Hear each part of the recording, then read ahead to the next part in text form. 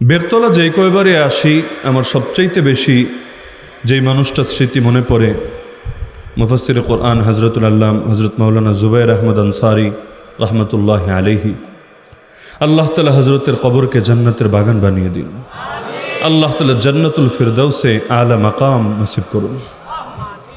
তো লম্বা চওড়া কোনো আলোচনা করব না, আগামীকাল জুমার দিন, আবার রাতও অনেক গভীর হয়ে গিয়েছে। মৌলিক একটা বার্তা দিয়ে আলোচনার ইতি টানবো ইনশাআল্লাহ।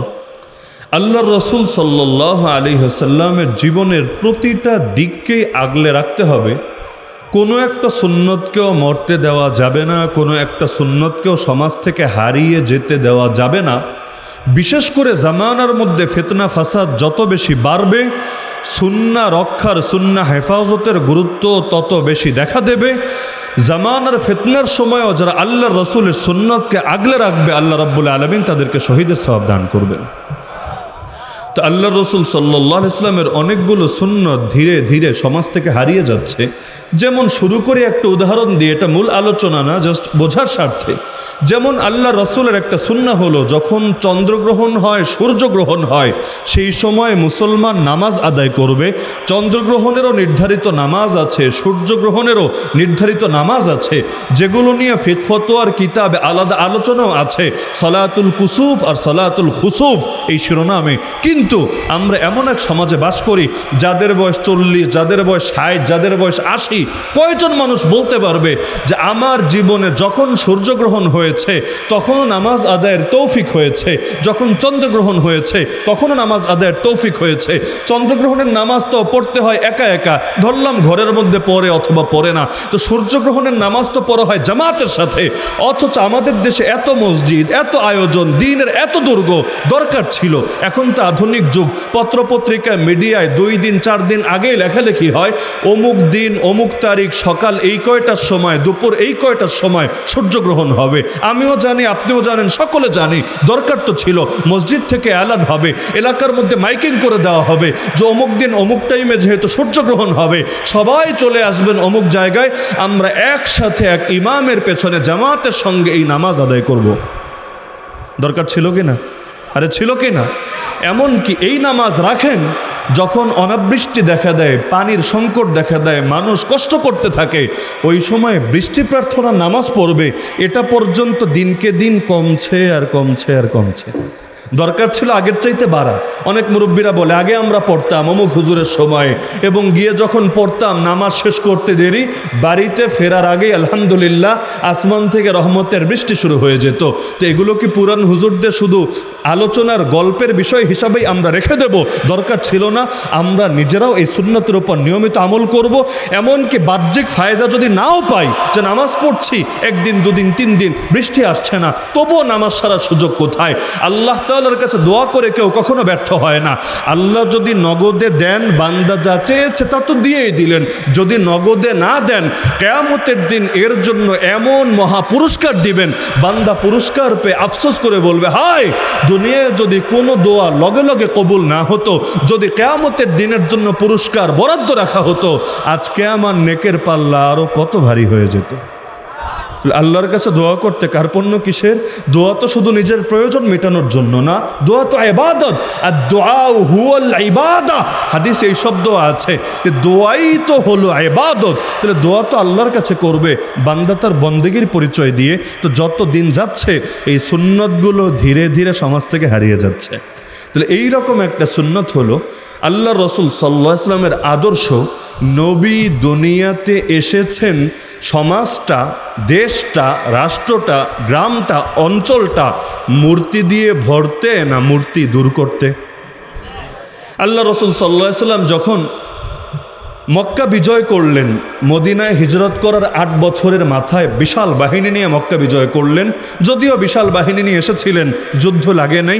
যুদ্ধ ছাড়াই আল্লাহ মুশরিকদের দিলের মধ্যে এমন ভয় ঢেলে দিয়েছিলেন, নবীর সামনে দাঁড়াবে ওই সাহসী তাদের হয় নাই। তো বিনা রক্তপাতে রব্বুল আলামিন মক্কা বিজয় করে দিলেন। বিজয়ের পর আল্লাহ রসুল সাল্লাল্লাহু আলাইহি ওয়াসাল্লাম যখন বাইতুল্লাহে প্রবেশ করলেন, সেই বাইতুল্লাহে তখন মূর্তি ছিল কয়টা? আপনাদেরও সকলের জানা। কয়টা মূর্তি? তো এই 360টা মূর্তি যে সেখানে ছিল, আল্লাহ রসুল সাল্লাল্লাহু আলাইহি ওয়াসাল্লাম গিয়েই প্রথমেই নামাজে দাঁড়িয়ে গেলেন, প্রথমেই আল্লাহ শুকরিয়া আদায় করলেন নামাজের মাধ্যমে। বিষয়টা এমন না, আল্লাহ রসুল ঢুকেই প্রথম যেই কাজ করলেন সেটা হলো মূর্তি বিদায় করা। কিভাবে? ইতিহাসের মধ্যে আছে, আল্লাহ রসুলের হাতে একটা পবিত্র লাঠি ছিল, এই লাঠিটা দিয়ে এক একটা মূর্তির সামনে দিয়ে হেঁটে হেঁটে যাচ্ছিলেন আর ইশারা করছিলেন কোরআনের এই আয়াত পড়ে পড়ে, ওয়াকুল জাআল হক ওয়া যাহাকাল বাতিল ইন্নাল বাতিলা কানা যাহুকা। সূরা বনী ইসরাঈলের আয়াত, হক এসেছে, বাতিল দূর হয়েছে, বাতিল তো দূর হওয়ারই ছিল। তো আল্লাহর রাসূল ইশারা করছিলেন, ইশারা করতে দেরি, এক একটা মূর্তি মুখ থুবড়ে পড়তে দেরি না। কারো ধরাও লাগে নাই, ছোঁয়াও লাগে নাই, ক্রেনও লাগানো লাগে নাই, আল্লাহ নবী লাঠি দিয়ে ইশারা করেছেন। এক ইশারার মধ্যে এমন শক্তি ছিল, আরে যার আঙ্গুলের ইশারায় চাঁদে 2 টুকরা হয়ে যায়, তার সামনে এত কাছে দাঁড়িয়ে থাকা পাথরের মূর্তি আর কি জিনিস। তো ইশারা দিতে দেরি, এক একটা মুখ থুবড়ে পড়তে দেরি না। যখন সবগুলো পড়ে গেল, সবগুলো নিশ্চিহ্ন হলো, আল্লাহ রাসূল সাহাবীদেরকে আদেশ করলেন এগুলোকে নিয়ে দূরে নিক্ষেপ করো। অবশেষে পবিত্র করার পরে আল্লাহ রাসূল সেখানে নামাজ আদায় করলেন। তো তিনি দুনিয়াতে এসেছিলেনই মূর্তি দূর করার জন্য। শুধু মূর্তি না, এই যে আল্লাহর রাসূল বাইতুল্লাহকে পবিত্র করেছিলেন, সেখানে যেগুলো ছিল সব মূর্তি ছিল না, কিছু ভাস্কর্য ছিল, কিছু ছবিও ছিল। মূর্তি আর ভাস্কর্য আবার কি জিনিস? আমাদের সমাজে বলে আর কি, যে মূর্তি মানে হলো যেটার পূজা হয়। মূর্তি বলে তারা বোঝায় যেটার পূজা হয়। যেটার পূজা হয় না, ডিজাইনের জন্য, সৌন্দর্যের জন্য, চেতনার জন্য সাজিয়ে রাখে, সেটাকে তারা ভাস্কর্য নাম দিয়ে থাকে। রাস্তায় রাস্তায়, অলিতে গলিতে গোটা বাংলাদেশটাকে এক শ্রেণীর মানুষ আজকাল এই ভাস্কর্য দিয়ে ভরে ফেলেছে। তাও কার টাকা দিয়ে? নিজের বাপের টাকা দিয়ে যদি করতো তাও নয়তো একটা ব্যাপার ছিল, যে বাপের ভাস্কর্য বানাবে, বাপেরই টাকা দিয়ে, তোমার এখানে কি বলার আছে? কিন্তু কিছুই বাপের না, না জমিটা তার বাপের, না সিমেন্ট তার বাপের, না ইট তার বাপের, না পয়সা তার বাপের। এই যে আপনি মাথার ঘাম পায়ে ফেলে, রক্তকে পানি করে, সারাদিন কষ্ট করে যে অর্থ উপার্জন করেন, 100 টাকা উপার্জন করলে 30 টাকা, 20 টাকা, 25 টাকা, 35 টাকা, এক এক ক্ষেত্রে এক এক রকম পয়সা তারা নিয়ে নেয়। কষ্ট করে উপার্জন করবেন আপনি, দেখেন কষ্টের মাল কিন্তু আমরা সহজে দিতে চাই না। এই যে মাদ্রাসার জন্য কালেকশন চাওয়া হলো, কয়জন দিয়েছে, কয় টাকা দিয়েছে? মসজিদের জন্য যখন চাওয়া হয়, এই যে কালকে শুক্রবার দিন, সামনে দান বাক্স আসবে, মানুষ কোন নোটগুলো সাধারণত দেয় আমাকে বলেন? সবচাইতে বড়টা দেয় না, সাধারণত সবচাইতে ছোটটা দেয়। হ্যাঁ, কেউ আছে বড়টা দেয়, সংখ্যা কিন্তু খুব বেশি না। কেউ তো দেয়ই না, কেউ দিলে সবচাইতে ছোট, যেটা দিয়ে হয়তো 1 কাপ চাও খাওয়া যাবে না। দান বাক্সে দেয় না কি দেয় না? আল্লাহর দেওয়ার সময় ছোটটা দেয়, মানে কষ্টের জিনিস, সহজে দিতে মনে চায় না। নিজের বাচ্চা চায়, তাও মানুষ হিসাব নিকাশ করে দেয়। স্ত্রী প্রয়োজন জানায়, তাও মানুষ বহুত হিসাব নিকাশ করে, 10টা বললে 5টা আনে, বাকি 5টার ব্যাপারে সান্ত্বনা দেয়। কিন্তু আপনি কামাই করবেন, আপনারা বলবে না, অনুমতি নেবে না, কর হিসাবে কখনো ট্যাক্স নামে, ভ্যাট নামে, এই নামে সেই নামে কেটে নেবে। কেটে নেওয়ার পরও মানুষের দিলে সান্ত্বনা থাকতো, দিলে সুখ থাকতো, যদি সে দেখতো যে টাকা যদিও আমারটা নিচ্ছে, কিন্তু এর দ্বারা আমারই ফায়দা হচ্ছে। কিভাবে? রাস্তা হচ্ছে, এই হচ্ছে, সেই হচ্ছে, সবই উন্নয়নে কাজে লাগছে। তো কষ্টে বুকটা ফেটে যাবে কখন জানেন? যখন দেখবে যে তার থেকে নিল তো 30 টাকা, এর মধ্যে 20টাই চলে গেল একেবারেই অপাত্রে, কারো বাপের মুখা বানানোর জন্য, কারো বাপের আঙ্গুল বানানোর জন্য। ওই নরসিংদী সাহেব প্রতাপের মোড়ে আগে একটা ছিল, মুখ না, একটা আঙ্গুল, এক আঙ্গুল মোবারক বানানোর জন্য লক্ষ কোটি টাকা খরচ করে ফেলে। তাহলে তুমি তোমার বাপেরটা বানাবা, নিজের পয়সা দিয়ে বানাও তা না, বানাবে জনগণের পয়সা দিয়ে। এর চাইতে বড় তামাশাই দেশে কি হতে পারে? যেই দেশের মানুষ এখনো অনেকে না খেয়ে দিন কাটাতে হয়, অনেকে 3 বেলা পেট পুরে শান্তি মতো খেতে পারে না, ভাত আনতে গেলে, মানে নুন আনতে গেলে পান্তা ফুরায়, এরকম কঠিন অবস্থায় থাকে। যেই দেশের প্রতিটা বাচ্চা জন্ম নিতে দেরি, মাথা পিছু ঋণের দায়ে ঋণী হতে দেরি না, যেই দেশের অনেক মানুষ এখনও দারিদ্র সীমার নিচে, ওই দেশের মানুষ নাকি মূর্তি আর ভাস্কর্য বানিয়েও ফুটানি করতে পারে। আরে আগে তো বাংলায় বলতো সুখে থাকতে ভূতে কিলায়, তা আগে দেশ থেকে অভাব দূর কর, প্রত্যেকের আগে সুখী বানা, তারপর ভূতে কিলালে, তাও নয়তো একটা ব্যাখ্যা ছিল। কিন্তু দেখা যাচ্ছে যে দেশের মধ্যে এখন অশান্তি লেগে আছে, অভাব লেগে আছে, আর তারা মেতে আছে এই জাতীয় ফাইজলামের জন্য। এর দিকে আমার বারবার নজর যাচ্ছে, ইন্ডিয়া নামের দিকে। ইন্ডিয়ার প্রতি এত মহব্বত জাগলো কিভাবে? ইন্ডিয়া প্রেমিক তো এখানে আসলে এটা সৌন্দর্য মনে হয় না আর কি। আমি তো ভেবেছিলাম যে বাংলাদেশ ইন্ডিয়া প্রেমিক মুক্ত হয়েছে, যদিও ইচ্ছা করে ইন্ডিয়ার মহব্বতে দিয়েছে, এটা হয়তো জরুরি না, কিন্তু আমার বারবার নজর যাওয়ায় কথায় আমার প্রভাব পড়ছিল যে এখনও ইন্ডিয়ার লোগো বাংলাদেশে দেখতে হচ্ছে। আল্লাহ হেফাজত করুক। তো যে প্রসঙ্গে বলছিলাম যে একে তো মূর্তিও আল্লাহর রাসূল দূর করেছেন, ভাস্কর্যও দূর করেছেন, ছবিও মিটিয়েছেন। কিভাবে? বেশি দূর যাওয়া লাগবে না। ইসলামিক ফাউন্ডেশন চেনেন তো আপনারা? আমিও আরবি কিতাবের দলিল দিচ্ছি না, বলবেন হুজুর আছে কি নাই, আমরা চেক দিব কিভাবে। ইসলামিক ফাউন্ডেশন থেকে একটা বাংলা বই বের হয়েছে অনেক বছর আগে, সিরাত বিশ্বকোষ নামে। কি নাম? সিরাত বিশ্বকোষ। আপনারা গুগলে সার্চ করলে হয়তো পিডিএফও পেয়ে যাবেন। সেখানে এই মক্কা বিজয়ের অধ্যায় দেখলে পাবেন স্পষ্টভাবে যে আল্লাহর রাসূল এই যে বাইতুল্লাহ থেকে যা যা ভেঙেছেন, নিশ্চিহ্ন করেছেন, চূর্ণ বিচূর্ণ করেছেন, এর মধ্যে কবুতরের একটা ভাস্কর্য ছিল যেটার কেউ পূজা করতো না, তারপরও আল্লাহর রাসূল সেটাকে আস্ত রাখেন নাই, ভেঙে গুড়িয়ে দিয়েছেন। তাহলে কি বুঝলেন? নবীকে শুধু মূর্তি ভাঙতে এসেছেন না ভাস্কর্য ভাঙতে এসেছেন? শুধু ভাস্কর্য না, এমন বর্ণনা পাওয়া যায় যে সেখানে কাবার দেয়ালে, বাইতুল্লাহর দেয়ালে চিত্র এঁকে রাখা হয়েছিল নবী ইসমাইলের, নবী ইব্রাহিমের।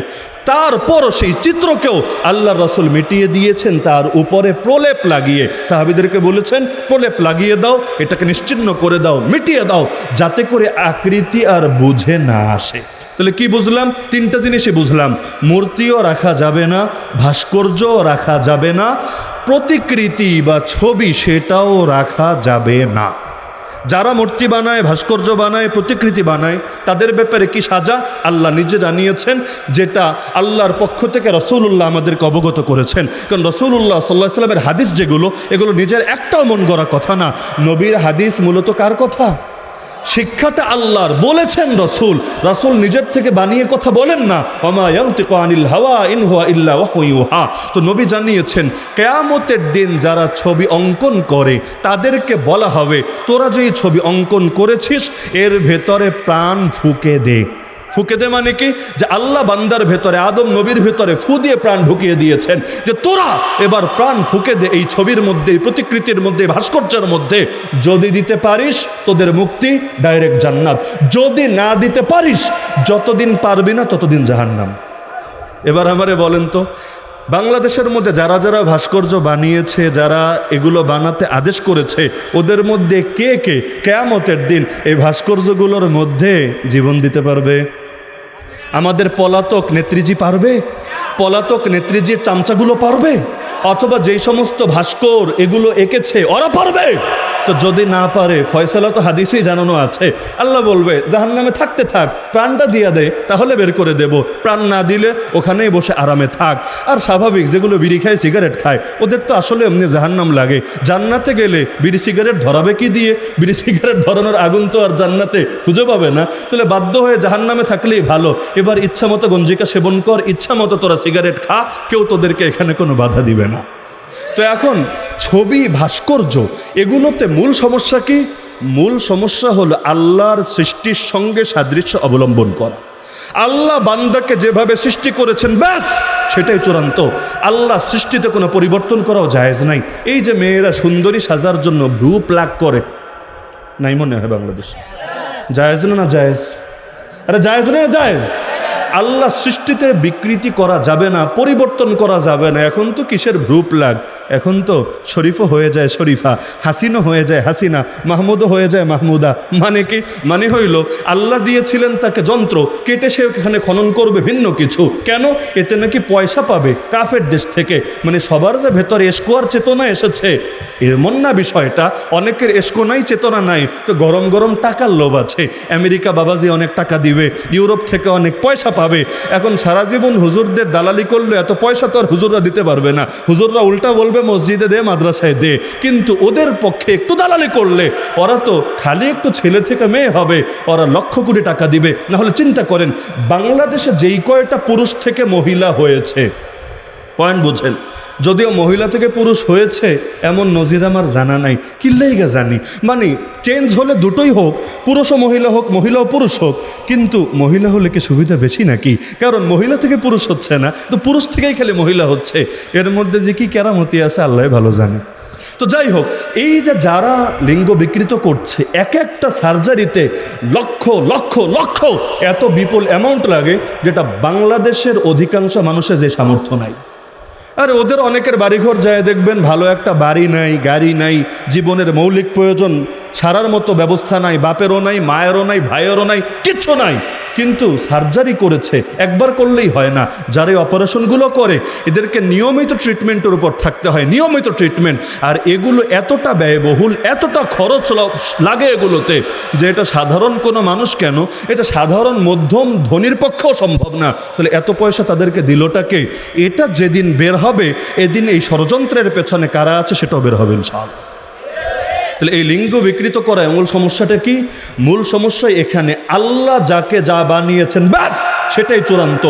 আল্লাহর সৃষ্টিতে হাত দেওয়ার অধিকার কারো নাই। তাহলে ছবি, ভাস্কর্য, মূর্তিতে সমস্যা কি? সমস্যা হলো আল্লাহ সৃষ্টি করেছেন, আল্লাহ যাদেরকে সৃষ্টি করেছেন তাদেরকে আল্লাহ বডিও দিয়েছেন, বডির ভিতর প্রাণও দিয়েছেন। আল্লাহ আমাকে বডিও দিয়েছেন, বডির ভিতরে প্রাণও দিয়েছেন, আপনাকেও বডিও দিয়েছেন, বডির ভিতর প্রাণও দিয়েছেন। তারা আল্লাহর সৃষ্টির সঙ্গে সাদৃশ্য অবলম্বন করলো। কিভাবে? যে আল্লাহ তুমিও বডি বানাইছো, আমিও বডি বানাইলাম, আল্লাহ তোমার সঙ্গে দেখো আমারও মিল আমি ঘটায় দিলাম। তো ঠিক আছে, মিল ঘটাবি, পুরোপুরি ঘটা। এজন্যই কিয়ামতের দিন আল্লাহ বলবেন যে আমি বডি বানিয়েছি, তার ভেতর রূহও দিয়ে দিয়েছি। তুই বডি বানিয়েছিস, আমার সঙ্গে মিল কায়েম করেছিস, ভালো কথা, তাহলে তুইও এবার রূহ দিয়ে দে, প্রাণ দিয়ে দে। যদি না দিতে পারিস তোর জন্য জাহান্নামে শাস্তি দেওয়া হবে। তাহলে ছবি বানানো যেমন পাপ, ছবি রাখা তো সওয়াব, তাই না? ছবি রাখা সওয়াব। যে হাদিস আমি খুতবার মধ্যে পাঠ করেছি, আল্লাহ রসুল সাল্লাল্লাহু আলাইহি ওয়াসাল্লাম বলেন, লা তাদখুলুল মালাইকাতু বাইতান, ওই ঘরে কখনো ফেরেশতা ঢুকবে না যেই ঘরের মধ্যে দুই জিনিস থাকে। এক জিনিসের নাম ফিহি কালবুন, কুত্তা, ডগ, আর একটা জিনিসের নাম আও তাসাউইর, অথবা চিত্র, প্রতিকৃতি, ছবি। একটা মজার ঘটনা আছে। এক হিন্দু লোক, সনাতনী, সে আসলে হুজ্জাতুল ইসলাম দারুল উলুম দেওবন্দের প্রতিষ্ঠাতা কাসিমুল উলুম ওয়াল খায়রাত কাসেম আর নানুতুবি রহমতুল্লাহ আলাইহির কাছে সঙ্গে একটা কুত্তা নিয়ে এসে বিভিন্ন কথাবার্তা বলে হুজুরের টিটকারি মেরে জিজ্ঞাসা করছে, হুজুর, ও হুজুর, এই যে আমি সাথে কুত্তাটা রাখি কিসের জন্য জানেন? বলল, কিসের জন্য? বলল, আপনাদের হুজুরদের মুখে হাদিস শুনেছি যে যেই ঘরে ছবি থাকে বা কুত্তা থাকে ওই ঘরে ফেরেশতা আসবে না। তো আজরাইলও তো একটা ফেরেশতা, আজরাইল ফেরেশতা না? তো আজরাইলও তো ফেরেশতা। তো আমার ঘরে খালি ছবি না, আমার ঘরে মূর্তিও আছে, কুত্তাও আছে। আর কুত্তা আমি লগে লগে নিয়েও ঘুরি, যাতে আজরাইল আমার কাছে আসতে না পারে। কারণ হাদিস তো সত্য, আপনারাই যেহেতু হাদিসটা বলেন, তাহলে হাদিসের আলোকেই তো বোঝা যায় যে আজরাইল আমার কাছে আসবে না। আর যদি আসে তাহলে আপনাদের ধর্ম অসত্য থাকবে না, কারণ আপনাদের ধর্ম যেটা বলছে হাদিস সেটা তো মিথ্যা প্রমাণিত হয়ে যাচ্ছে। তাহলে কোন দিকে যাবেন? উভয় সুরতেই আপনাদের লস হচ্ছে। এবার তিনি বললেন, আচ্ছা তোমার তো অনেক বুদ্ধি, অনেক সুন্দর একটা মাথা, তাহলে এবার তুমি আমাকে একটা প্রশ্নের জবাব দাও, তোমার এলাকায় কুত্তা মরে নাকি মরে না? বলল, কুত্তা তো অবশ্যই মরে। আচ্ছা কুত্তারে কে মারে? ফেরেশতাই তো মারে, যেই ফেরেশতাই হোক ফেরেশতাই তো মারে। তিনি বললেন, জবাব তো সোজা, তুমি কুত্তা রাখছো এজন্য যাতে তোমার কাছে মৃত্যুর ফেরেশতা না আসে। ঠিক আছে, তোমার কাছে ভালো ফেরেশতা আসবে না, যেই ফেরেশতা এসে মুমিনের জান কবজ করে। কুত্তার জান কবজের দায়িত্বে নিয়োজিত যেই ফেরেশতা আছে ওই ফেরেশতা এসে তোমার জানটা কবজ করে নিয়ে যাবে। তাহলে যেই ঘরের মধ্যে প্রতিকৃতি থাকে ওই ঘরে ফেরেশতা আসে না, মানে কি গজবের ফেরেশতা, আযাবের ফেরেশতা, না রহমতের ফেরেশতা? আরে কোন ফেরেশতা আসে না?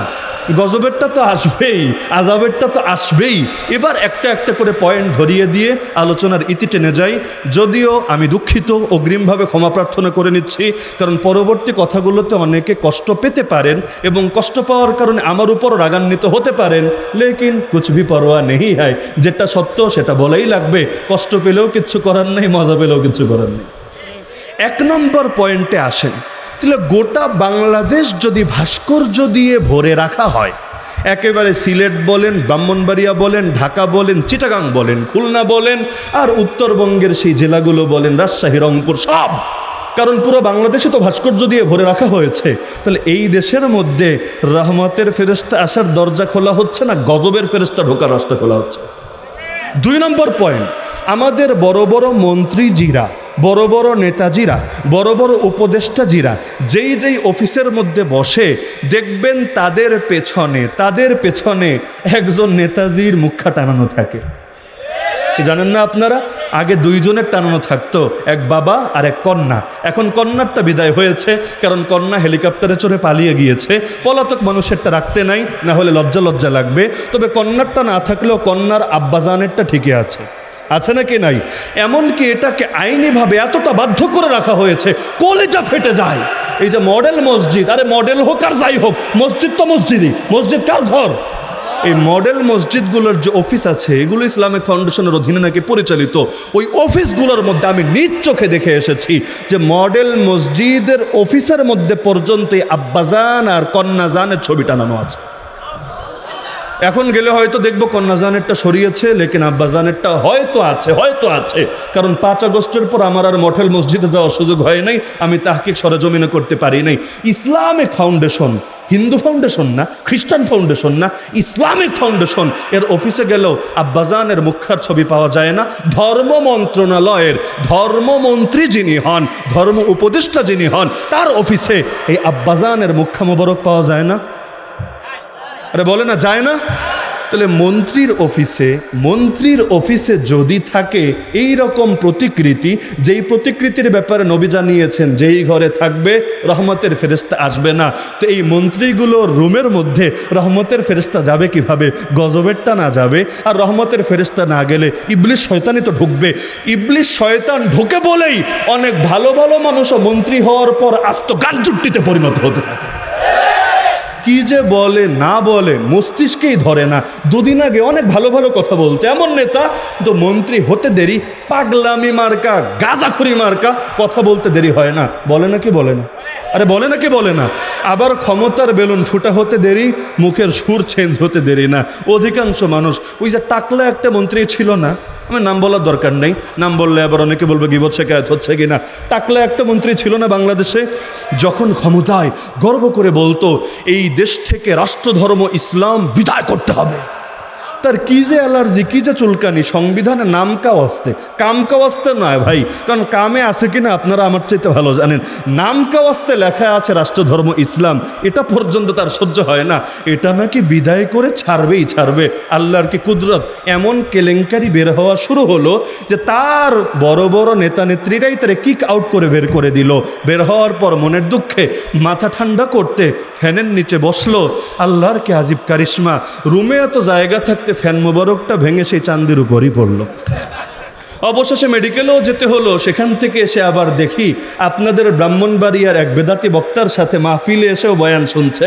পাশে এসে ইসলামের খুব মহব্বত, মাথায়ও টুপি, গায়ের মধ্যেও পাঞ্জাবি, ইসলামের মহব্বত তার ভেতর থেকে যেন উপচে পড়ছে।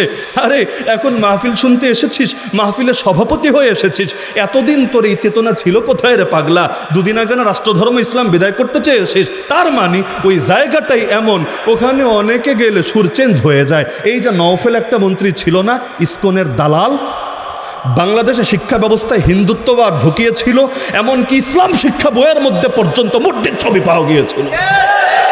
কত বড় বেয়াদবি! একটা বই ছাপা হয়ে ছাত্রদের হাতে চলে যায় না। একটা বই ছাপার অনেকগুলো ধাপ আছে।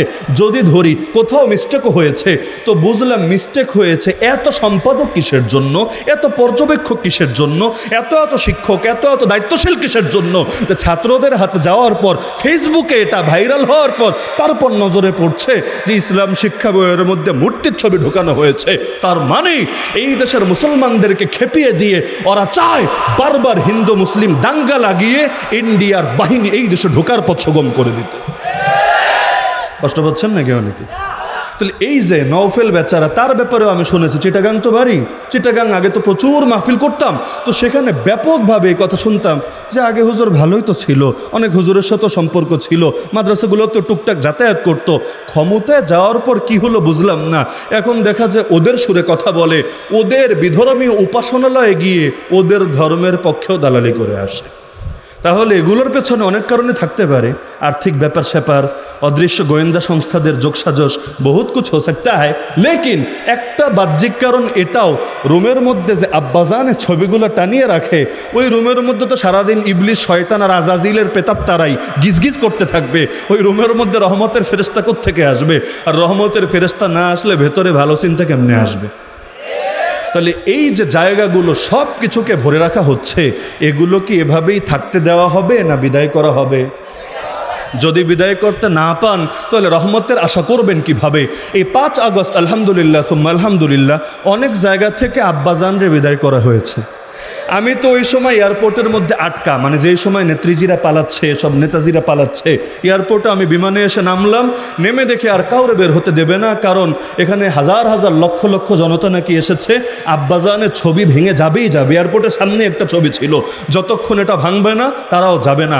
এখন এয়ারপোর্টের সব গেট বন্ধ, যে আপনারা কেউ যেতে পারবেন না। এমনকি আমাকে যারা চেনে ওই ওদের পুলিশদের মধ্যে, আর্মড পুলিশ ব্যাটালিয়ন বা আনসার বাহিনীর মধ্যে, তারাও বলেছে হুজুর এখানে আপনার নিরাপত্তার খাতিরে আমরা যেতে দিতে পারি না, কারণ এত মানুষ, সবাই তো আর ভালো না, ব্যাগট্যাগ আছে, দেখা যাবে কে যে কি করে আল্লাহ ভালো জানে, তাহলে আগে ওরা ওদের কাজটা শেষ করে যাক। এখন এত মানুষ মিলে, আর্মিও আছে সেখানে, এত মানুষ মিলে এই ছবিটা কিভাবে ভাঙবে? এই বিশাল একটা বানিয়ে রেখেছে, কিভাবে সরাবে? আবার ছাত্ররা হুমকি দিল যতক্ষণ এটা সরানো হবে না আমরাও যাব না। লাস্টে তারাই মিটমাট করলো, ঠিক আছে বাবাজিরা তোমাদের কষ্ট করার দরকার নেই, আমরা ক্রেন নিয়ে আসছি, আমরাই ভেঙে দিচ্ছি, ভাঙার পর তোমরা এখান থেকে চলে যাও। ওই ভিডিও মনে সারা দেশ দেখেছে, নিজেরাই ক্রেন নিয়ে এসে, ছাত্র আনে নাই, এই এয়ারপোর্টের লোকেরা নিজেরাই এনে তারা এটাকে নিচে ফেলে দিয়েছে, উৎখাত করেছে, এরপর পাবলিক বিদায় হয়েছে। আর ভেতরে যেই কয়েকজন হুজুর মানুষ ছিল, একজন আল্লাহর বান্দা সৌদি থেকে এসেছে, অনেক খেজুর টেজুর নিয়ে আসে না বাংলাদেশে, সৌদি থেকে আসলে আরে খুশিতে সব খেজুর মিষ্টিমুক্ত করাতে হবে সবাইকে, এত খুশি সংবাদ, সব খেজুর বিতরণ করে এয়ারপোর্টের ভিতরে। ওই নামে বহুত কিছু ছিল, আব্বাজানের ছবির তো অভাবই নাই, আব্বাজানের নামের বইয়ের তো অভাবই নাই। আবার অনেক জায়গায় এমনও লেখা ছিল, ওয়েলকাম টু বঙ্গবন্ধুস বাংলাদেশ, বঙ্গবন্ধুর বাংলাদেশে তোমাকে স্বাগতম। মানে এই বাংলাদেশ আমার না, এই বাংলাদেশ তোমার না, এই বাংলাদেশ বিরোধী দলের না, এই বাংলাদেশ শুধু একজনের, যেটা তারপর ভোগ করতে থাকবে তার কন্যারা, কন্যার পরে নাতিরা, নাতির পরে পুতিরা, পুতির পরে টুটিরা, এভাবে চলতে থাকবে কিয়ামত পর্যন্ত। সব কিছু এয়ারপোর্ট থেকে উৎখাত করেছে। তো এই যে কিছু জায়গা থেকে আলহামদুলিল্লাহ, এই যে এটাই যথেষ্ট না, শুধু একজনেরটা সরালেই হবে না, যত রকম প্রতিকৃতি আছে সবগুলোকে ভেঙে গুড়িয়ে দিতে হবে।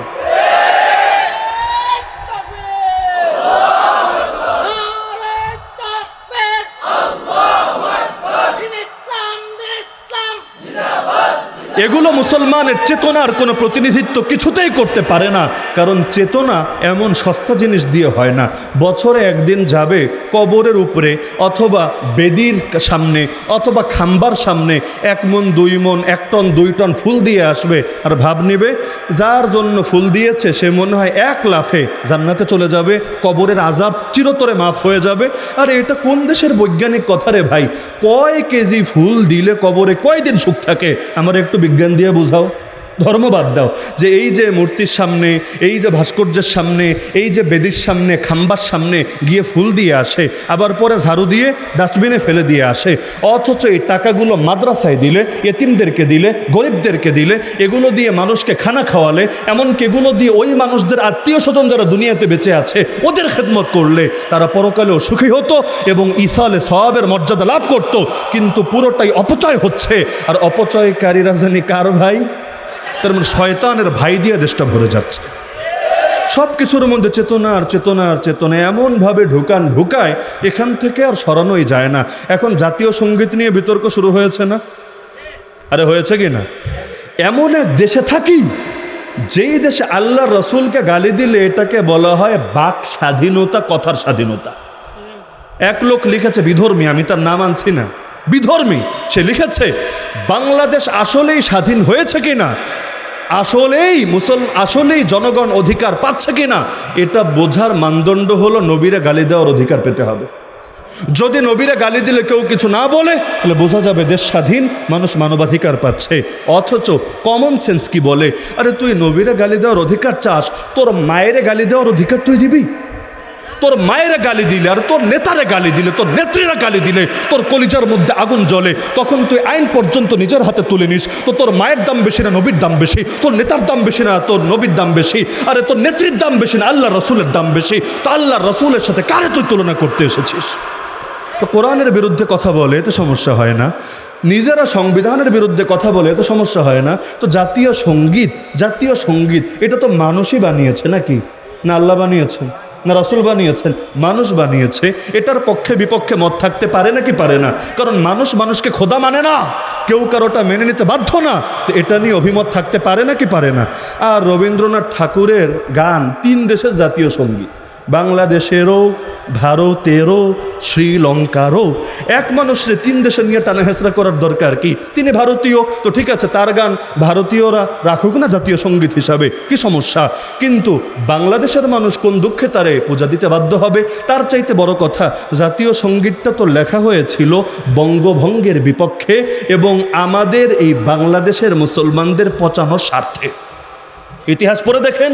তার চাইতে বড় কথা, এখানে এমন কিছু বাক্য আছে, ওমা তোর পায়ে তোর চরণে ঠেকাই মাথা, নাই মনে হয়? যদিও জাতীয় সঙ্গীত কয়েকটা লাইন তো রেখেছে, ওই লাইনগুলোর মধ্যে সম্ভবত নাই, কিন্তু পুরো সঙ্গীতটার মধ্যে, পুরো গীতটার মধ্যে আছে নাকি নাই? ও মা তোর চরণে ঠেকাই মাথা।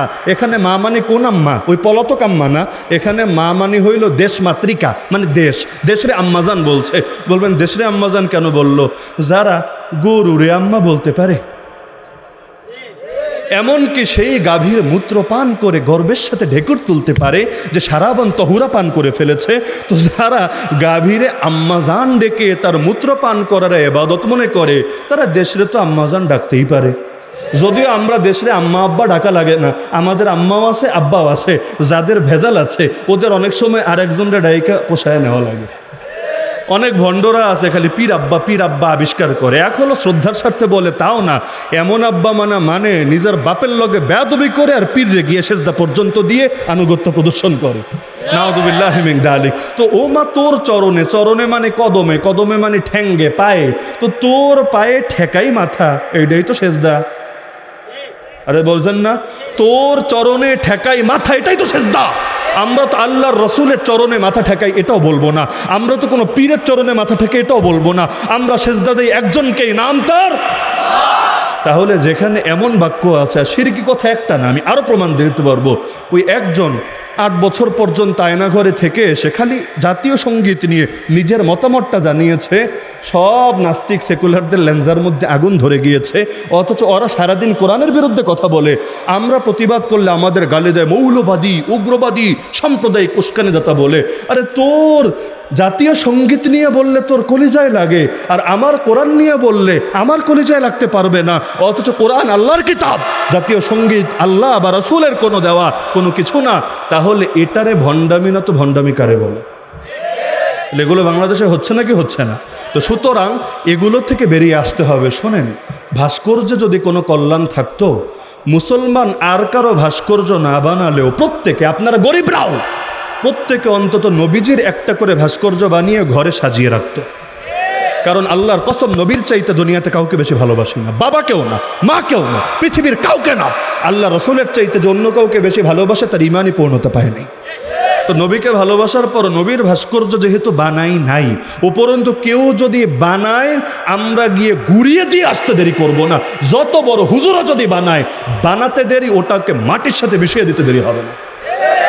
তাহলে যেখানে নবীর ব্যাপারে আমরা ভাস্কর্যের লাইনে আপোষ করি না, সেখানে তোমার চেতনার প্রতিকৃতি হিসাবে তুমি ভাস্কর্য দিয়ে দেশ সয়লাভ করাবা, এটা কিছুতেই মেনে নেওয়া যাবে না।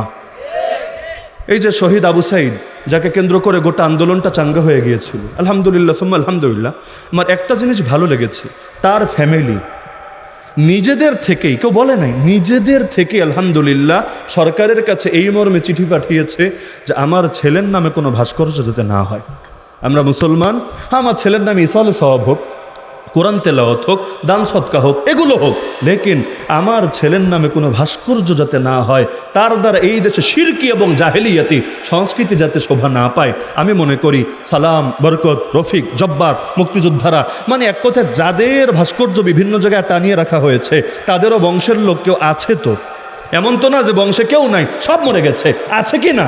আমি মনে করি এবং আমি এই দাবিটাও রাখি, আমি কাছে পেলে প্রত্যেকের হাত ধরে হলে অনুরোধ করতাম, আল্লাহর ওয়াস্তে, আল্লাহর ওয়াস্তে, আল্লাহর ওয়াস্তে আপনারাই পারবেন এই শয়তানি ঠেকাতে। আপনারা সরকারের কাছে আবেদন করেন, মিডিয়ায় বিবৃতি দেন যে আমরা চাই না আমাদের এই শহীদ সন্তান বা শহীদ আত্মীয়ের নামে এই জাহিলি সংস্কৃতি, আল্লাহর নবীর আদর্শ বিরোধী সংস্কৃতি বাংলাদেশে জারি থাকবে। তাহলে এই ব্যাপারে সচেতন হবেন তো ইনশাআল্লাহ? সচেতন হবেন তো ইনশাআল্লাহ? বাসায় যারা পত্রিকা রাখেন, সাবধান, বাসায় যারা পত্রিকা রাখেন যতক্ষণ পড়েন তো ঠিক আছে, পড়ার পরে এটাকে আড়াল করে রাখবেন, ঢেকে রাখবেন, কারণ পত্রিকার মধ্যে মানুষের ছবি থাকে নাকি থাকে না? এটাকে যদি প্রকাশ্যে রাখেন এভাবে, মানে কোনো কিছু দিয়ে চাপা দেওয়া না, আড়াল করা না, প্রকাশ্যে, আবার ওই ঘরে আপনি নামাজও পড়ছেন, এই যে মানুষের ছবি দেখা যাচ্ছে, তাহলে এটা কিভাবে আপনার নামাজের সঙ্গে সামঞ্জস্যপূর্ণ হচ্ছে? তাহলে বাসায় পত্রিকা হয়তো অনেকে রাখেন, যদি এখন কম রাখে, টেলিভিশন ব্যাপক হওয়ার কারণে, মোবাইল ব্যাপক হওয়ার কারণে পত্রপত্রিকা কম রাখে, যারাই রাখেন পত্রিকা পড়ার সময় পড়েন, ঠিক আছে, কিন্তু পরবর্তীতে এটাকে আড়াল করে রাখেন, ছবি যাতে দৃশ্যমান না থাকে। মনে থাকবে তো ইনশাআল্লাহ? নিজের বাবার ছবি, কারো ছবি ঘরে টানিয়ে রাখবেন না। মনে রাখবেন, প্রিন্টেড ছবি, ছাপানো ছবি, আঁকা ছবি, ভাস্কর্য পৃথিবীর কোনো মুফতি কোনো দিনও হালাল বলতে পারবে না। আল্লাহ রাসূল যা হারাম করেছেন হারামই। সর্বোচ্চ ইখতিলাফ যারা করেছে ডিজিটাল পিকচার নিয়ে। ডিজিটাল পিকচার মানে কি? যেটা মেমোরিতে থাকে, টেলিভিশনের পর্দায় থাকে, মোবাইলে থাকে, যেটা ছাপা হয় না, আঁকা হয় না, তাও সেটা নিয়ে ইখতিলাফ, মানে এমন না যে সেটাও জায়েজ হয়ে গিয়েছে বা সবাই একমত হয়ে গিয়েছে, সেটা নিয়ে কেউ কেউ ভিন্ন মত দিয়েছে। লেকিন যেটা ছাপা, যেটা আঁকা, যেটা প্রিন্ট করা, ওটাকে পৃথিবীর কোনো মুফতি জায়েজ বলে নাই, বলার সুযোগও নেই। তাহলে একটা কষ্ট দিয়ে এবার শেষ পর্যায়ে এসে, বেরতলা থেকে গাড়িতে উঠবেন, বিশ্ব রোড যাবেন। কোন বিশ্ব রোড? ব্রাহ্মণবাড়িয়া বিশ্ব রোড, ঢাকা বিশ্ব রোড না, আবার কুড়িল বিশ্ব রোড না। বেরতলা থেকে উঠবেন, সিএনজিতে ওঠেন, ভ্যানে ওঠেন, প্রাইভেট কারে ওঠেন, বাসে ওঠেন, কোথায় যাবেন? ব্রাহ্মণবাড়িয়া বিশ্ব রোড, শহীদবাড়িয়া বিশ্ব রোড। বিশ্ব রোড যাওয়ার আগে, যাওয়ার সময় হাতের ডান পাশে একটা মাদ্রাসা পড়বে, পড়বে না? মনে হয় পড়বে না? একটা মাদ্রাসা, সে বেশ সুন্দর মাদ্রাসা, কাঁচ দিয়ে পুরা মাদ্রাসাটা ঢাকা। আমি আলহামদুলিল্লাহ সুম্মা আলহামদুলিল্লাহ হকের ব্যাপারে আপোষ কামি হতে রাজি না। অন্যায় যেটা সেটা অন্যায়, সেটার ব্যাপারে নীরব থাকতে রাজি না। এই দৃশ্য আমি দেখে আসছি কয়েক মাস থেকে, যেহেতু আমার বাড়ি সিলেট এবং এই রোডে আমার নিয়মিত যাতায়াত, কয়েক মাস থেকে আমি এতদিন পর্যন্ত এ ব্যাপারে নীরব ছিলাম। আমার ধারণা ছিল এক শহীদবাড়িয়ার জমিন আলহামদুলিল্লাহ সুম্মা আলহামদুলিল্লাহ যেই পরিমাণ ওলামা, যেই পরিমাণ তালাবা, যেই পরিমাণ তাওহীদ জনতা আছে, কেউ না কেউ তো নাহি আনিল মুনকার, অন্যায়ের বিরুদ্ধে প্রতিবাদ করবেই করবে, কারণ অন্যায়ের বিরুদ্ধে প্রতিবাদ করা ফরজ দায়িত্ব উম্মতের উপরে। এবং চার কারণে আল্লাহ জাতিকে শ্রেষ্ঠত্ব দিয়েছে, এর মধ্যে একটা সৎ কাজের আদেশ দেওয়া আর একটা অসৎ কাজ থেকে, অন্যায় থেকে নিষেধ করা। তাহলে সৎ কাজের আদেশ দিলেই হবে না, সৎ কাজের আদেশও দেওয়া লাগবে, অন্যায় কাজ থেকেও নিষেধ করা লাগবে। যার হাত আছে হাত দিয়ে, যার মুখ আছে মুখ দিয়ে, যার কিছুই নাই অন্তরের পরিকল্পনা দিয়ে। কিন্তু আমি হতাশ, আমি নিরাশ। দীর্ঘ প্রায় 1 মাসেরও বেশি, মানে কয়েক মাস হয়ে যাবে সম্ভবত, দেখে আসছি কোনো পরিবর্তন দেখছি না। তাই আজকেই ব্রাহ্মণবাড়িয়ার জমিনে আমি বলে যাচ্ছি, আমি আশা রাখি একজন মুসলমানও যদি এই জমিনে, এই জেলায় সচেতন থাকে, ইনশাআল্লাহ অন্যায়ের দরজা বন্ধ করতে হবেই হবে। কি সেটা? একটা মাদ্রাসা আছে, নাম সহ বলি একেবারে, কেউ আমার চ্যালেঞ্জ করলে কোনো সমস্যা নেই, 24 ঘন্টা রাজি আছি চ্যালেঞ্জ গ্রহণের জন্য। মার্কাজুত তাহফিজ নামে কাচে ঘেরা বেশ সুন্দর একটা মাদ্রাসা, আলহামদুলিল্লাহ সুম্মা আলহামদুলিল্লাহ। সকল মাদ্রাসা আমাদের কলিজার টুকরা, আমাদের মহাব্বতের জায়গা। তো মাদ্রাসার সামনে বিশাল ব্যানারের মধ্যে একজন হুজুরের ছবি আর একজন ছাত্রের ছবি বিশাল করে টানানো। আমি মিথ্যা বলছি? আমি ভুল বলছি? এখানে যারা আছেন জীবনে বিশ্ব রোড গিয়ে একবার গিয়ে থাকলেও দেখার কথা। তাহলে এই যে এটা আছে, আমাকে বলেন বঙ্গবন্ধুর ছবি আর এই হুজুরের ছবির মধ্যে কি পার্থক্য? আমাকে বুঝান। বঙ্গবন্ধুর প্রতিকৃতি আর এই প্রিন্টেড, এই ছাপানো, এই যে দেয়ালের, এই যে বিশাল করে ব্যানারের মধ্যে আঁকা এই প্রতিকৃতির মধ্যে কি পার্থক্য? আমাকে বুঝান। যদি বলেন হুজুরেরটা হলে থাকবে, তাহলে নেতাজিরটা হলে ভাঙা হবে কোন দুঃখে? আমরা কি গত 3-4 বছর আগে এটার জন্য আন্দোলন করেছিলাম? এই যে মাওলানা মামুনুল হক সাহেব থেকে শুরু করে কতজন কি পরিমাণ হয়রানি হতে হয়েছে, কারণ আপনাদের ব্রাহ্মণবাড়ি এটাকে মাহফিলে আসতে দেওয়া হয় নাই, ভৈরব টোল প্লাজা আটকে দেওয়া হয়েছে। আপনারাই গিয়ে আন্দোলন করে রাজপথ বন্ধ করে তাকে রাত 1টার সময় ভৈরব থেকে এনে ভাদুঘরে মাহফিল করিয়েছে। আমি বানিয়ে বলছি এই হুজুরদেরকে হয়রানি করা হয়েছিল কেন? তারা স্পষ্ট বলেছেন, আমরা বাংলার জমিনে কারো ভাস্কর্য, কারো প্রতিকৃতি মানি না, বঙ্গবন্ধুরটা হলেও মানি না, জিয়াউর রহমানেরটা হলেও মানি না, কোনো ইসলামী দলের নেতারটা হলেও মানি না, আমার বাপেরটা হলেও মানি না, আমার পীরেরটা হলেও মানি না। এমনকি নবীর ভাস্কর্য, নবীর প্রতিকৃতি কেউ টানালে সেটাও মানি না। এত আন্দোলন, এত সংগ্রাম, এত মামলা, ওই মামলা এখনো আছে, অনেকের এখনো আছে। ওই ধোলাইপাড় চত্বরে বঙ্গবন্ধুর একটা মাথা বানাবে, ওই জন্য আন্দোলন করা হয়েছে। তাহলে ওই মামলা যদি খাওয়া লাগে, এর জন্য আলেম ওলামাকে যদি এত ভোগান্তি পোহানো লাগে, মামুনুল হক সাহেব জেলে যাওয়ার আগ পর্যন্ত প্রত্যেকটা মাহফিলে এই ভাস্কর্য বিরোধী আন্দোলন করার কারণ প্রত্যেকটা মাহফিলে তাকে হয়রানি করা হয়েছে নাকি হয়নি? এর মধ্যে ডজন ডজন মাহফিল বন্ধ হয়েছে নাকি হয় নাই? অনেক জায়গায় গিয়েছেন, স্টেজে উঠতে দেওয়া হয় নাই। কেন? কারণ তিনি জাতির পিতার সঙ্গে নাকি বেয়াদবি করেছেন। তো জাতির পিতার সঙ্গে যে বেয়াদবি করে তারা নাকি বয়ান করতে দেওয়া হয় না। তা আমরা সে আন্দোলন কি করেছি এখন নিজেদের ঘরের মধ্যে শয়তানে ঢুকবে এজন্য? তা আমি মনে করি একজন সচেতন মুসলমান যদি থাকে, কর্তৃপক্ষকে প্রথমে বুঝিয়ে হলেও, কি বুঝাবে রে ভাই, এই মাসালা কে না জানে? এই মাসালা জানতে মাওলানা হওয়া লাগে না, মুফতি হওয়া লাগে না, পিএইচডি ধারী হওয়া লাগে না, আন্তর্জাতিক খ্যাতিসম্পন্ন ব্যক্তিত্ব হওয়া লাগে না। কমন সেন্স থাকলে, মুসলিম দেশের বাসিন্দা হলে সবাই জানে। তাহলে জানার পর এই কাজটা যে করছে, এটা বন্ধ করা হচ্ছে না কোন দুঃখে? একজন মুসলমান কি ছিল না এটাকে ছিঁড়ে টুকরা টুকরা করে দিয়ে আসবে? আর যদি এটার প্রতি এত মহব্বত থাকে, ওটার বিরোধিতা করবেন কোন যুক্তিতে? কেন বলছে শক্ত করে জানেন? কেন জানেন? দুদিন পর নাস্তিকরা এই পয়েন্টে আমাদের ফাঁসাবে। জানেন না তো আপনারা? নাস্তিকরা যখন আমাদেরকে রিমান্ডে নেয়, বিভিন্ন সময় বিভিন্ন জায়গায় হয়রানি করে, এই পয়েন্টেই ধরে যে আমরা করি, বিরোধিতা করেন, আপনার ঘরের লোক যে করে, কি বলবো? লজ্জায় মাথা কাটা যায়, কিছু বলার মতো অবস্থা থাকে না। তো যেহেতু আমাদেরকে হালতগুলো ফেস করতে হয়, যেহেতু মাঠে ময়দানে থাকতে হয়, যেহেতু জাতির প্রতিনিধিত্ব করতে হয়, সুতরাং বাইরের শয়তানি যেমন মানি না, ঘরের শয়তানিও মানতে পারি না। আমার বাপ অন্যায় করলে সেটাও অন্যায়, আর তৃতীয় ব্যক্তি অন্যায় করলে সেটাও অন্যায়। কেউ যদি বলে এটা গীবত, আমি বলবো তুই গীবত আর নসিহতের সংজ্ঞায় বুঝিস না। দুদিন পর তুই কোরআন পড়তে গিয়ে বলবি, কিরে আল্লাহ দেখে ফেরাউনের গীবত করেছে, কিরে আল্লাহ দেখে আবু লাহাবের গীবত করেছে, তাব্বাত ইয়াদা আবি লাহাবি ওয়া তাব। কিন্তু এটা গীবত না, এটা হক প্রকাশ। এই হক প্রকাশ না হলে উম্মার মধ্য থেকে বাতিল দূর হবে না, আল্লাহর জমিনে আল্লাহর দিন জিন্দা হবে না।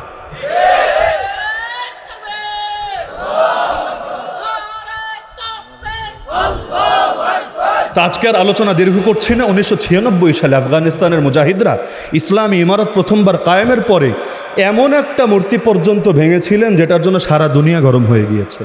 জানেন না অনেকে, ইতিহাস হয়তো অনেকে জানেন না, তবুও পরোয়া করেন নাই, কাজটা ঠিকই করেছেন। সুলতান মাহমুদ গজনবী রহমতুল্লাহ আলী নাম শোনেন নাই? ভারতবর্ষে 17 বার আক্রমণ করেছেন। তার ব্যাপারে সবচাইতে বেশি বদনামি এটা আছে যে তিনি অনেক ভাস্কর্য, অনেক মূর্তি উচ্ছেদ করে দিয়েছেন। হ্যাঁ, আমরা ধর্মীয় মূর্তি যেটা ধর্মীয় উপাসনালয়ে থাকে সেটার বিরুদ্ধে বলছি না, প্যাঁচ লাগাবা না। বিভিন্ন মিডিয়া আছে শয়তান, এগুলো এক জায়গার কথা আরেক জায়গায় নিয়ে লাগিয়ে কি বলবে জানেন? হুজুর ওই ধর্মের বিরুদ্ধে উস্কানি দিয়েছে। আরে যেই ধর্ম মূর্তি পূজা করে তারা যদি ধর্মীয় উপাসনালয়ে মূর্তি রাখে, আমি বলি নাই, আমার হুজুররাও বলে নাই, বাংলাদেশের কোনো আলেম বলবে না যে হুদাই গিয়ে সেটা ভেঙে দিয়ে ঝগড়া লাগিয়ে দিয়ে আসো। উপরন্তু কেউ এটা করলে আমরা তারে থামাবো, তার বিরোধিতা করব। এই যে এখনো পর্যন্ত এটা নিয়ে ষড়যন্ত্র খেলার চেষ্টা করছে ইন্ডিয়া, যে কোনোভাবে মূর্তি দুই একটা ভেঙ্গে চৈরা ঝামেলা লাগানো যায় কিনা। এজন্য ইসলামী দলগুলো, অনেক ছাত্ররা পর্যন্ত রাত জেগে পাহারা দিতে হচ্ছে। কেন? মসজিদে পাহারা দেয় না, ওখানে পাহারা দিতে গিয়েছে কেন? আসলে এসকের টানে যাচ্ছে এটা না, কিন্তু নিজের জুলুম থেকে বাঁচানোর জন্য যাচ্ছে। কারণ ওরা চাই এটা একই দিনে 60টা 70টা 80টা মন্দিরে মূর্তি ভেঙে দিয়ে পরে বলবে দেখেছো বাংলাদেশের সংখ্যালঘুরা রিস্কে আছে, এই যা বাহিনী যা গিয়ে এই দেশে মুসলমানদের শেষ করে দিয়ে আয়, দেশটারে স্বাধীন করে দিয়ে আয়। তো ওরা তো চান্সেই আছে, আমরা তো ওদেরকে চান্স দিব না ইনশাআল্লাহ। তো ধর্মীয় মূর্তি নিয়ে আমি বলছি না, কিন্তু রাস্তাঘাটে যেগুলো বানিয়ে রেখেছে এগুলো ধর্মীয় না, এগুলো শয়তানি। তো এগুলোর ব্যাপারে আমরা কোনো আপোষ করতে রাজি না। তো বার্তাটা দিয়ে গেলাম। আজকে কয় তারিখ? 5 সেপ্টেম্বর 2024, বৃহস্পতিবার, রাত 12টা পার হয়ে গিয়েছে। সেই হিসেবে 6 সেপ্টেম্বরই ধরলাম। কথাটা আজকে বললাম, কবে বাস্তবায়িত দেখি, নিয়মিত যেহেতু আমার যাতায়াত আছে, কবে বাস্তবায়ন হয় সেটাও দেখব এবং সেটাও ঘোষণা দিয়ে বলবো ইনশাআল্লাহ। লুকোচুরির কিচ্ছু নাই, আল্লাহ আমাদের সহায় হোক। আর যাদের ব্যাপারে বললাম তারা নিজেরাই যদি কথা শুনে সরিয়ে ফেলে, আলহামদুলিল্লাহ সুম্মা আলহামদুলিল্লাহ। আর তারা যদি মনে করে আমি ভুল ফতোয়া দিচ্ছি, ভুল মাসালা বলছি, 24 আওয়ার্স আমি রেডি আছি। তারা প্রকাশ্যে যাতে আমাকে চ্যালেঞ্জ করে, অফলাইনে অনলাইনে যেখানে মনে চায় সেখানে, আমি তাদের এই সংশয় দূর করার জন্য যে কত দলিল আছে তাদের কাছে এটার হালাল প্রমাণ করার জন্য, এটাকে বৈধতা দেওয়ার জন্য সব দলিলের অবস্থায় এনে হাজির করুক, একটা একটা করে সব সংশয় খণ্ডন করে দেব ইনশাআল্লাহ। তো আল্লাহ তাআলা এই মাদ্রাসাকে কবুল করুন, উম্মুল কুরা মাদ্রাসা। আল্লাহ তাআলা এই মাদ্রাসার যাবতীয় প্রয়োজন গায়বে খাজানা থেকে পূরণ করুন।